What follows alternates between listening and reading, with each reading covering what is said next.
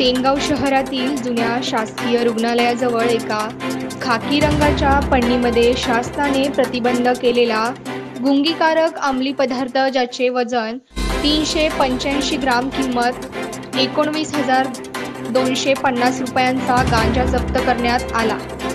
सेनगाव शहरातील रहिवासी असलेले दोघेही एकाकडून दुसऱ्याकडे हा गांजा विक्रीसाठी आणण्यास आला व दोघांविरुद्ध NDPC ॲक्ट कायद्याद्वारे गुन्हा नोंदविण्यात आला आहे।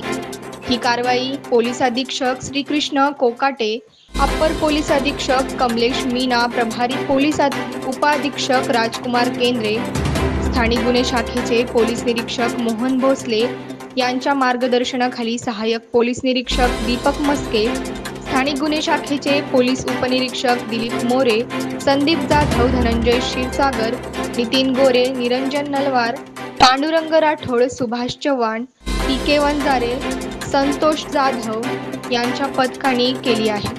माहिती दिनांक 24 ऑगस्ट सकाळी 11 वाजता प्राप्त झाली आहे।